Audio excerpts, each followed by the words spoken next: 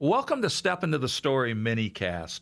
You know, in the every other week between our main full episodes, we introduce you to a guest that we're featuring in an upcoming or a just recent episode of Step Into the Story. I want to introduce you today to a friend of mine, Dr. Richard Allen Farmer. One of the things that we discussed during your interview, I love the word that you coined, rehearsement. And you described your home church where you're pastoring now in Stone Mountain, Georgia, as a rehearsement. What did you mean by that word? Because it's a powerful concept. It's an international, interracial church.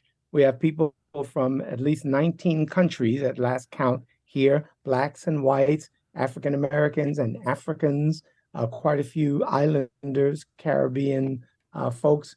And we are teaching each other about our cultures as we are living and doing faith work together and building this community of faith. So I tell them that according to the book of the Revelation, when we see Jesus, there will be people with us from every tribe and tongue and nation. And if that be true, then we might as well rehearse for heaven here, getting familiar with people and getting comfortable with people from every tribe and tongue and nation. So let's do this international thing. Then we are also involved in a social experiment. Can blacks and whites be at the same church and do it well together? Or do all the whites have the power and the blacks provide the entertainment? I mean, what really goes on there in an interracial church? So we're involved in an experiment of shared power, mutual education of each other.